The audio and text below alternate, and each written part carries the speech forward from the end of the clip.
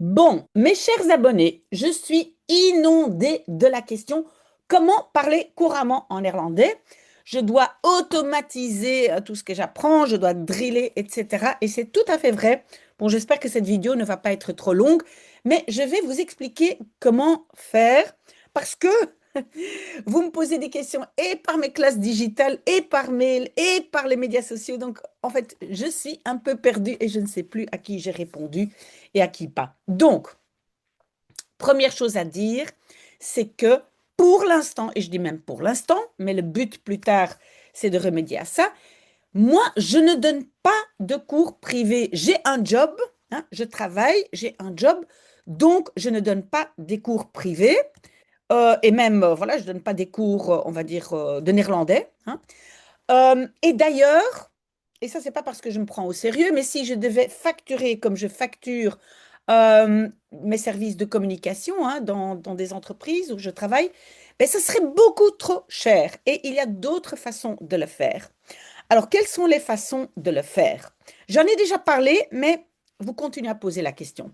Donc, la première étape, je ne sais pas très bien ce que je vais écrire dans ce document, hein, mais la première étape, c'est préparer l'oral. Non, en fait, avant de continuer, évidemment, si vous avez la possibilité de partir en voyage avec des néerlandophones, si vous avez un job d'étudiant en néerlandais, etc., ça c'est très très bien, évidemment. Mais bon, avant d'apprendre une langue, ça prend beaucoup beaucoup de temps. Parce que même si on travaille en néerlandais, je connais quelqu'un qui a pris un job dans un home de personnes âgées et il ne parle pas tellement parce qu'il doit faire l'entretien, etc. Donc voilà. Donc, mais ça, évidemment, c'est toujours très bien. Vous prenez l'amour en néerlandais. Il paraît que ça, c'est la meilleure façon de prendre un petit copain, une petite copine qui parle néerlandais. Voilà, ça, évidemment. Mais à part ça, si vous voulez parler, vous devez d'abord préparer votre sujet. Donc, préparer votre sujet. Ça veut dire quoi? Ça dépend de votre niveau. Si vous êtes d'un niveau assez basique, A1, A2, j'ai déjà dit, vous faites le travail de Yip et Janneke. Peut-être je vais le marquer. Donc, A1, niveau A1, A2, vous lisez, vous décortiquez les Yip et Janneke avec moi et vous essayez de résumer la petite histoire, vous la préparez. Comment est-ce qu'on prépare? Ben, préparer, c'est quoi? C'est donc, si je suis vraiment pas très bon, mais oh, j'écris des fautes, pardon, il y en a que. Donc, ça veut dire phrase en français. C'est la première chose si je ne suis pas très très fort. Alors, traduire en néerlandais. OK? Alors, mémoriser. Mémoriser. Oui, en fait, c'est pas très. Désolée pour ma façon d'écrire, mais écrire et parler en même temps. Donc, mémoriser le petit texte. OK? Je le mémorise. 5. Je le dis devant mon miroir. Pourquoi devant le miroir? Vous devez vous voir parce que se voir ou voir quelqu'un d'autre réduit l'activité du cerveau. Et si vous pouvez fermer les yeux et travailler comme ça, c'est toujours beaucoup mieux. Et c'est ce que vous faites. Mais quand vous êtes en interaction, ce qui est la façon normale ou à l'examen ou dans la vraie vie, vous êtes en face de quelqu'un quand vous parlez. D'accord? Donc, je dis mon petit texte devant le miroir. Donc, je vais dire, ik heb het verhaal gelezen van Jip en Janneke. Ze gaan met hun mama et blablabla et blablabla. OK? Mais en fait, je voulais encore, donc si c'est A1, A2, vous utilisez Yep et Janneke. Si vous êtes le niveau B1, B2, c'est les articles. Voilà. Et si vous êtes le niveau C1, C2, là, ben, en fait, vous prenez. En fait, c'est aussi les articles, mais. Donc, je vais aussi marquer article. Mais je mets entre parenthèses vocabulaire spécifique. Et ça veut dire quoi? Est-ce que vous le voyez là? Oui, vocabulaire spécifique. Ça veut dire quoi? Je dois vraiment utiliser des expressions et du vocabulaire très, très spécifique pour le sujet, hein. Quand je suis B1, B2, je peux raconter les articles un peu de ma façon. C'est un peu le niveau CE2D. Et donc, je raconte, on va dire, avec mes propres mots, mais d'une façon quand même assez basique, avec des verbes et un vocabulaire général. D'accord? Un vocabulaire très général. Par contre, si je suis C1, C2, je dois vraiment utiliser des expressions que les néerlandophones utilisaient. Ik reken erop dat, hein, comme, qu'est-ce qu'on a fait hier? Stekkerapparaten of stekkerzonnepanelen. Je dois avoir des mots et des phrases, expressions très spécifiques. Plus, donc, vocabulaire spécifique, je vais mettre aussi des P2, des phrases infinitives, comme je les appelle. Donc, vous devez avoir des constructions beaucoup plus complexes. J'espère que ça c'est clair. Donc, chacun prépare à son niveau. Si maintenant vous êtes B ou C, normalement, vous n'avez pas cette étape. Donc, je vais dire pas B ou C, B et C. Vous pouvez le faire, hein, mais vous n'êtes pas obligé. Donc, vous écrivez tout de suite traduire ou tout de suite écrire en néerlandais. OK, maintenant, quand vous avez fait tout ça, vous avez fait ça souvent devant le miroir parce que vous devez vous mettre dans la situation. Vous avez besoin d'une vraie, on va dire, une vraie interaction. Ça veut dire quoi? Une vraie interaction, ça veut dire parler à... Non, il y a deux choses. Dans une vraie interaction, il y a deux choses. Il y a ce qu'on appelle et ou sans interaction. Vous ne devez pas connaître ce terme, hein, mais ça veut dire en fait, c'est quoi? C'est une présentation, et je vais vous expliquer tous. Oh là là là là là là. Présentation, je vous explique tout de suite ce que c'est. Mais aussi, plus, expression orale avec interaction, ça veut dire dialogue. OK. Donc, deux choses que vous allez devoir faire. Vous devez, devant vraiment quelqu'un, présenter ou votre IEP ou votre article, pardon, hein, que ce soit au niveau B ou C. Donc, vous devez le présenter vraiment à quelqu'un, pas devant votre miroir. Et je vais vous dire comment. Et il y a alors le dialogue. Là, vous devez dialoguer, vous devez parler avec une personne. La vraie interaction. Donc, l'interaction véritable, qu'est-ce qu'on va faire?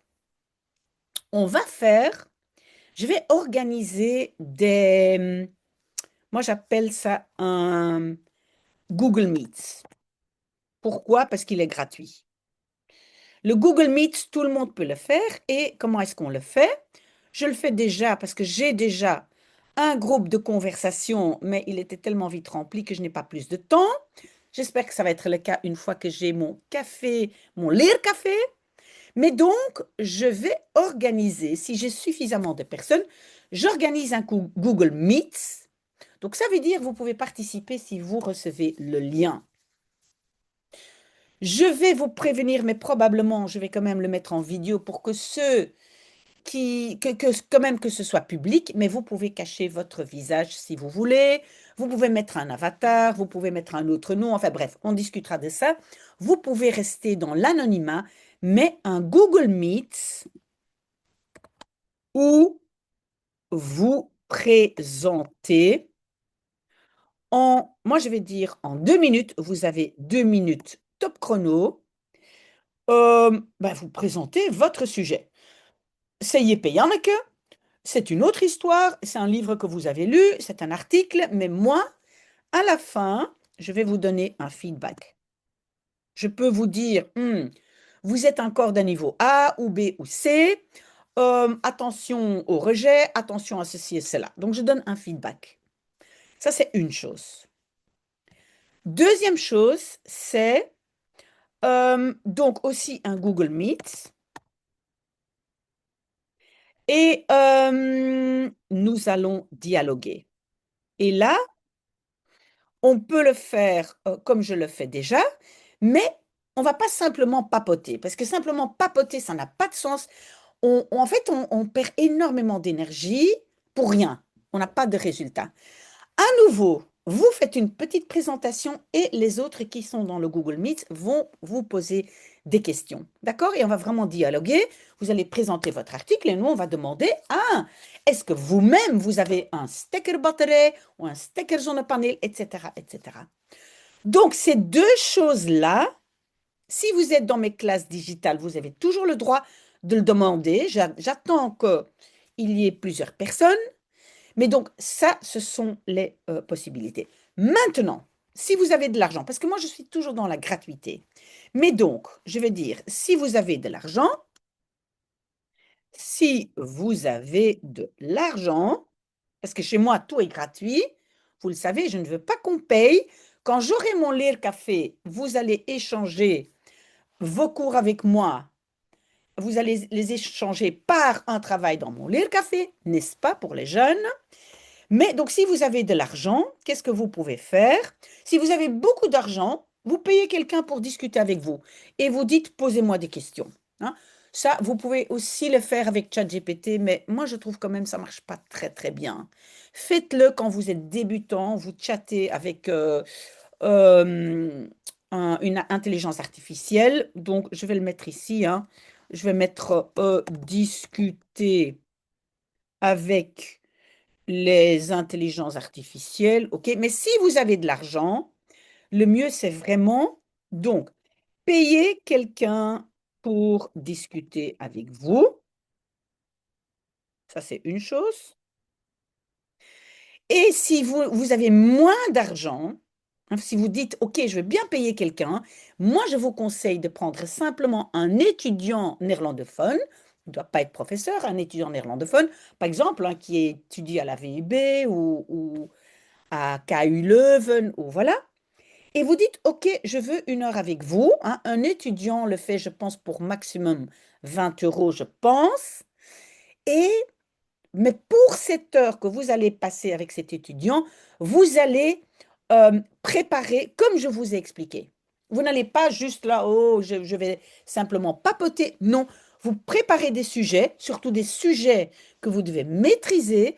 Vous lisez un article, vous le résumez, vous dites, OK, maintenant en 5 minutes, je vais vous présenter mon article et après, est-ce que vous pouvez me poser des questions? OK, payez quelqu'un pour discuter et je vais quand même mettre, mais préparez votre rendez-vous à l'avance. Et donc, j'espère que c'est clair. OK? Voilà, ce sont mes conseils. Vous pouvez faire tout ça. On n'oublie pas qu'apprendre une langue, c'est très difficile et ça prend énormément de temps. Et ceux qui disent le contraire et qui disent en jouant, en 2 minutes, je vais tout vous expliquer. Non. C'est très compliqué, c'est très difficile, il faut beaucoup d'entraînement. Mais donc, n'oubliez pas quand même que, et ça j'ai déjà dit, mais ça c'est pas pour l'oral, c'est on peut profiter des moments perdus. Là où maintenant, quand vous prenez le métro, vous écoutez de la musique, vous allez mettre peut-être une audition que j'ai faite ah ben, dans votre oreille. D'accord? Vous écoutez une de mes auditions. D'accord? Donc, s'il y a des questions, n'hésitez pas et on peut organiser évidemment des Google Meets au pluriel. Voilà. Très très bon dimanche, peut-être à tout à l'heure pour le live. Le live, n'oubliez pas, à tout à l'heure.